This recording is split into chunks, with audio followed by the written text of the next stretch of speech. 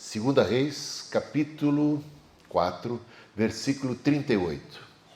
Coloquemos-nos em pé para a leitura dessa pequena passagem bíblica, que tem uma história muito interessante. Eliseu, o profeta, voltou para Gilgal. Havia fome naquela terra. Quando os discípulos dos profetas estavam sentados diante dele, Eliseu disse ao seu servo: ponha a panela grande no fogo e faça um cozido para os discípulos dos profetas. Então, um deles saiu para o campo, a fim de apanhar ervas.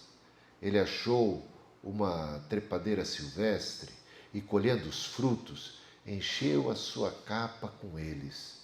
Voltou para casa, cortou os frutos em pedaços e os pôs na panela, mesmo sem saber o que eram. Depois, deram de comer aos homens. Enquanto comiam do cozido, gritaram: morte na panela, ó homem de Deus, morte na panela! E não puderam comer. Mas Eliseu disse: tragam farinha. Ele a colocou na panela e disse: sirva as pessoas para que comam. E já não havia mal nenhum na panela. Podem sentar. O título desse sermão: morte na panela. Vira essa boca para lá, bispo. Não tinha um título melhor, não. Título com a palavra morte, né? Que é isso? Mas calma lá, porque ainda que comece com morte na panela, vai terminar com a vida que triunfa sobre a morte, né? A gente vê que termina bem. Então, começa essa passagem. Deixa eu abrir aqui minha colinha. Eu tenho uma cola aqui e tem uma cola aí atrás de mim também. Fome como prova. Época de fome. E quando a gente tem fome, a gente está sujeito a muitos riscos. A morrer de fome ou na busca ansiosa, às vezes até desesperada, aflita, por uma solução, a gente pode se complicar. E pode ser fome de qualquer coisa. Pode ser fome de pão, pode ser fome de afeto. E a gente sabe, quando tem fome de afeto, o risco que nós estamos correndo, né? Porque a gente, em busca de suprir essa fome, a gente pode encontrar com umas ervas venenosas na vida, não é? A gente pode abraçar o fome por sucesso, ou fome de Deus.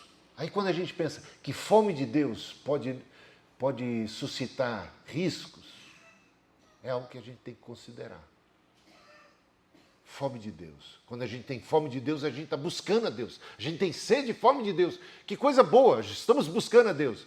Mas quantos perigos, quanto pão envenenado, quanto veneno na panela, nesse caminho de busca, de saciar essa fome.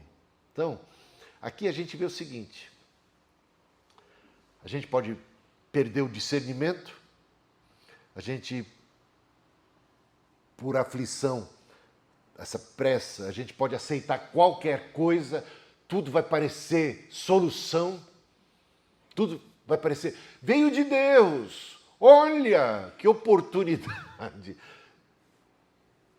olha eu achei, olha eu encontrei. A fome e a pressa, a ansiedade, faz com que você perca o discernimento. Ela colabora para um prejuízo do discernimento. E a pergunta aqui é: onde cada um de nós tem buscado alimento espiritual? Né? Vocês estão aqui na igreja, mas tem muitas fontes por aí, na internet, na televisão, nos livros, nos amigos. E aqui, você está dentro do ambiente da igreja, parece um ambiente seguro, não é?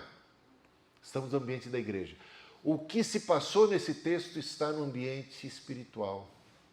Havia fome no mundo de alimentos físicos, mas havia em Gilgal, havia ali profeta de Deus, como Elias e agora Eliseu.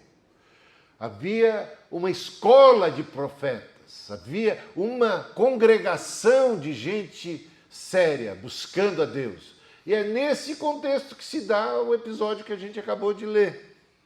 Então, existe risco de veneno ou de morte na panela dentro do contexto mais seguro, diante do líder mais íntegro possível, como Eliseu.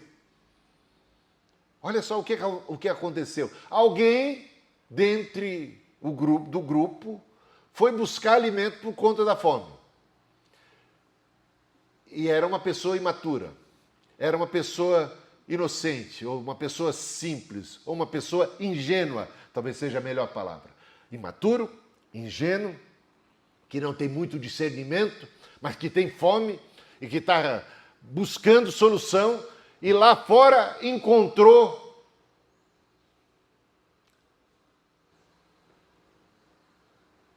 algo que parecia muito comestível e saudável.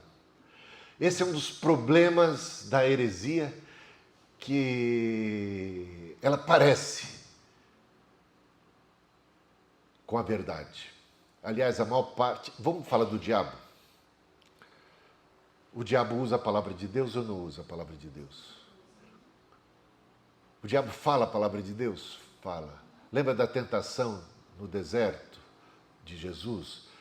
O diabo, quando se aproximou de Jesus, ele usou a palavra de Deus. Ele se aproximou com a Bíblia. Eu era esse discípulo aqui, ingênuo, sem discernimento, imaturo, que tinha muita fome e que queria muito a Deus e queria me saciar de Deus e das coisas de Deus, mas por ingenuidade, imaturidade, ansiedade, eu acabava me deparando com os falsos profetas e os julgava verdadeiros profetas. Uma das primeiras coisas que aconteceu quando eu tive um despertamento espiritual aos 16 anos de idade, voltei com tudo para a igreja Metodista Livre, lá de Cidade Ademar, foi que um amigo meu da igreja Metodista Livre de Cidade Ademar, o nome dele, Nilson, que hoje é pastor, superintendente do Concílio Leste, ele falou assim: olha, eu estou fazendo discipulado, e ele estava voltando para a igreja junto comigo, ele era da igreja. Ele disse: vem estudar a Bíblia comigo, eu estou estudando a Bíblia com um camarada 100%. Ele conhece muito a Bíblia e ele me deu essas literaturas, ele me deu até inclusive uma Bíblia, e a gente pode estudar a Bíblia junto com ele é bem legal, e nós fomos lá. Estou entregando o nome do meu amigo porque eu e ele passamos por isso. Ele é esse discípulo imaturo que se deparou com algo que ele considerou saudável, mas não era saudável, era venenoso. Tratava-se de um testemunho de Jeová. E ele estava muito empolgado e nós começamos a estudar. Eu, meu amigo Nilson e esse, que eu não lembro bem o nome dele. Não lembro bem, não lembro nada do nome dele. Testemunho de Jeová. Mas ficamos ali por alguns meses, poucos meses. E, bom, quero dizer para vocês o seguinte. Graças a Deus, eu não sabia que tinha morte na panela. Mas eu fui procurar o pastor. E o pastor gritou: morte na panela. Meu pastor, pai da Cristina, o pastor José Alves do Carmo. Ele falou: tem morte na panela.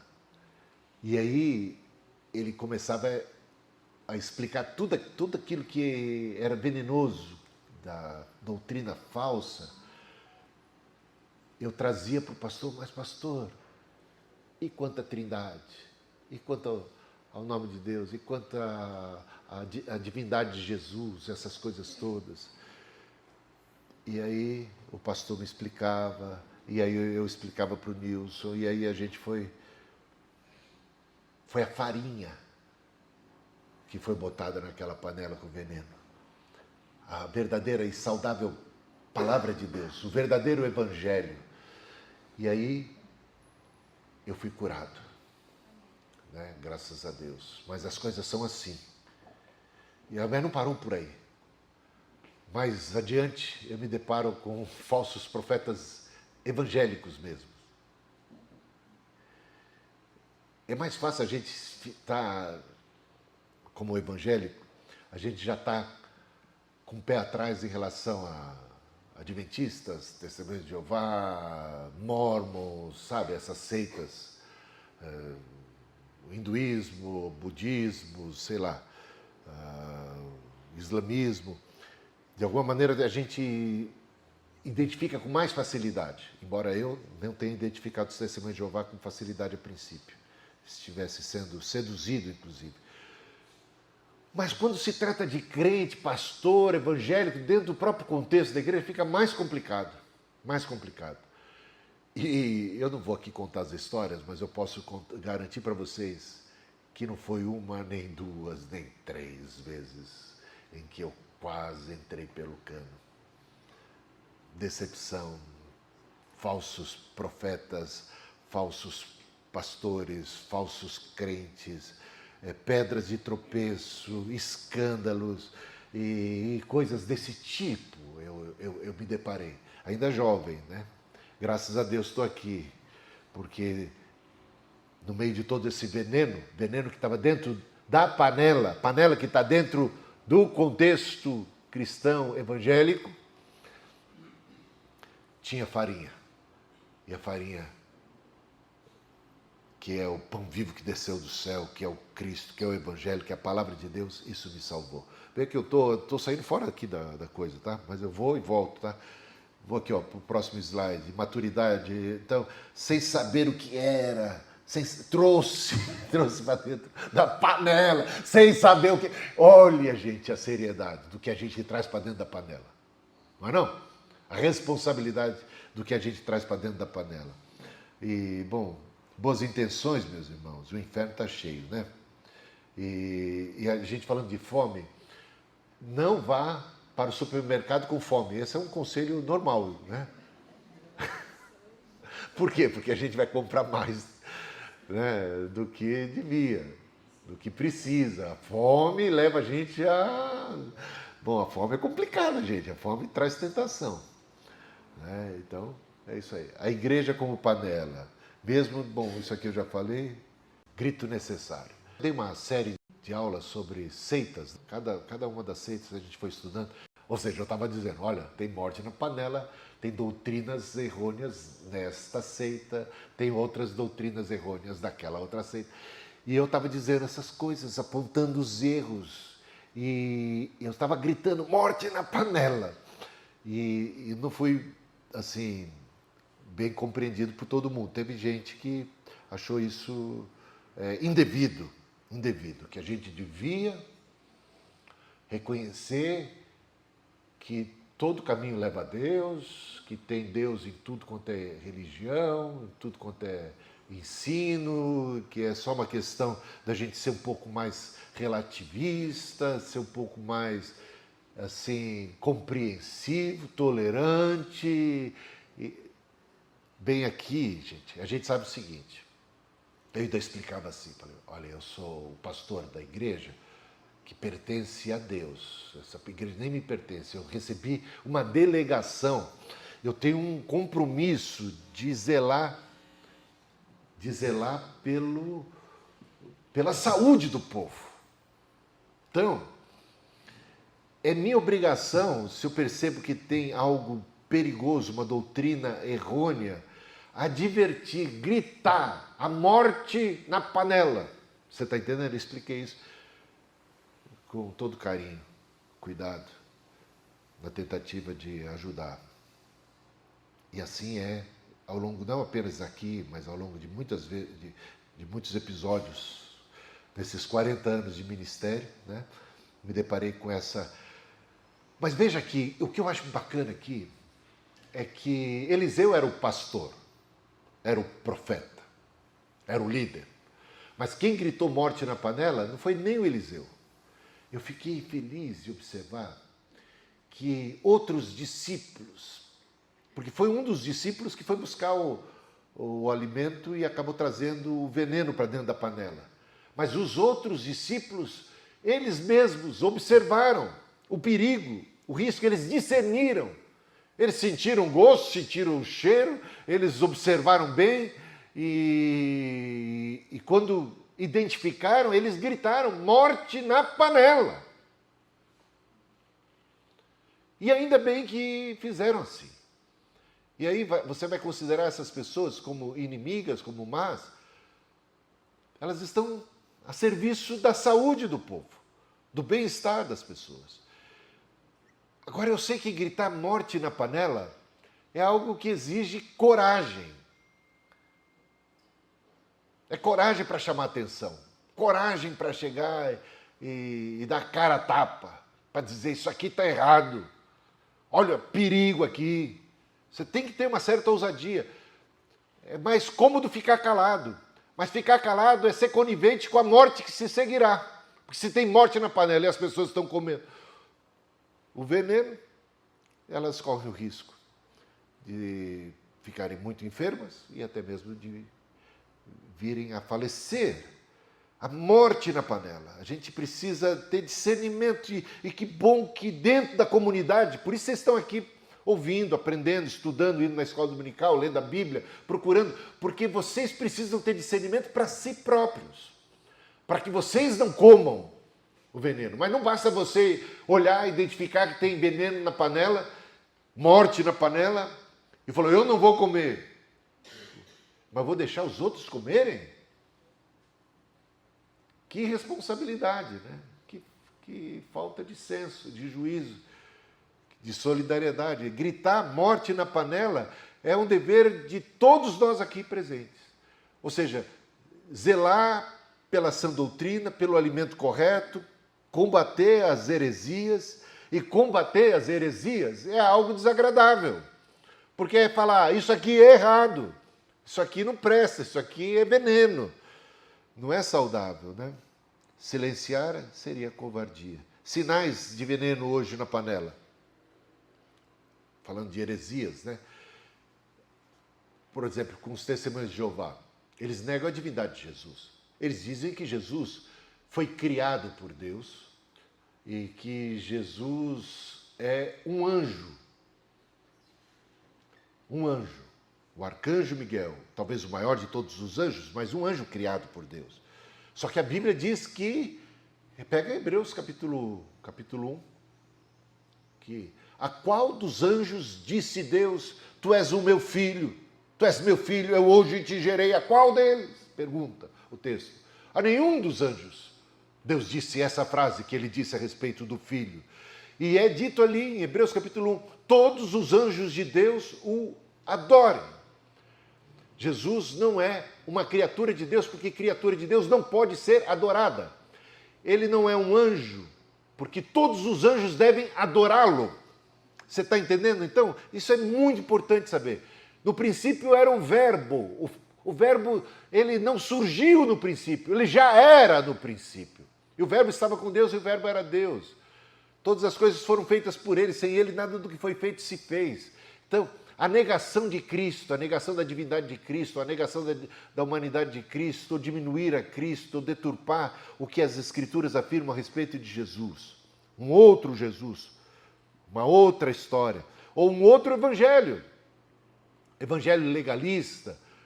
Aliás, existem muitos evangelhos, assim, muitas pregações que são distorções do puro e genuíno evangelho da graça de nosso Senhor Jesus Cristo, de Cristo como o Salvador, da sua obra na cruz, como suficiente, como plena para a nossa redenção. Agora, outra autoridade, ou seja, outros livros. Se você for nos Mormons, eles têm o livro dos Mormons, e assim vai. Então, além das Escrituras, às vezes, nós cremos na Bíblia, mas cremos também nesse outro evangelho, cremos também nessa outra escritura, nesse outro livro que para nós tem o mesmo peso. É só ver em relação aos adventistas do sétimo dia, que são os mais próximos de nós, tá? Mas o conceito que eles dão para Ellen White, como profeta, é botar no mesmo pé de igualdade o que ela disse, o que ela profetizou, é como o que os apóstolos ou os profetas da Bíblia disseram e profetizaram. Tem o mesmo peso. Então isso é complicadíssimo, complicadíssimo. Ou então, aqueles que questionam a autoridade das Escrituras, outra cruz, ou outra meio de salvação, outra fé, ou outro culto, outra batalha. Aí tem os problemas de batalha espiritual, os problemas de heresias dentro do nosso contexto aqui, bem complicado o contexto evangélico, outro caminho e por aí vai. Bom, tem aqui uma frase. Agora vamos para o remédio para chegar para o final da mensagem. O Eliseu, depois de ouvir morte na panela, chamaram a atenção de Eliseu e de todo mundo ali. O Eliseu, então, fala assim, tem uma solução. Ele pega a farinha que faz pão, né? Pega a farinha, que simboliza a palavra de Deus, simboliza o próprio Cristo.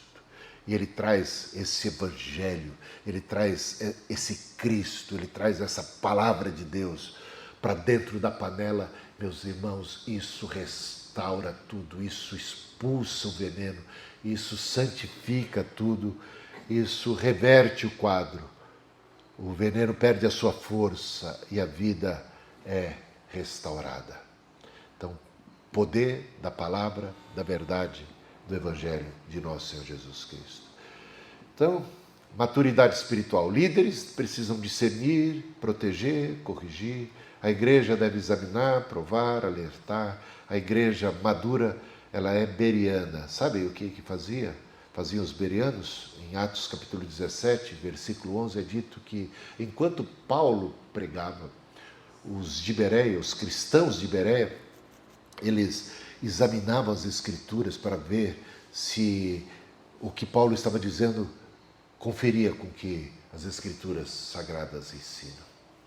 Então temos que ser como os bereanos. E aplicações práticas. Cuidado com o que você come. Cuidado com a fome também. A pressa, a ansiedade. Lembre-se que há risco aí. E isso se aplica a todas as áreas da vida. Não apenas aquela que a gente está batendo mais a tecla aqui espiritual, né? Cuidado, não vai fazer compra com fome. Cuidado com a fome de qualquer coisa que você tenha, que isso é sempre motivo de tentação. Discernimento, a necessidade de discernimento, porque a heresia parece com a verdade. O diabo mesmo usou a palavra de Deus.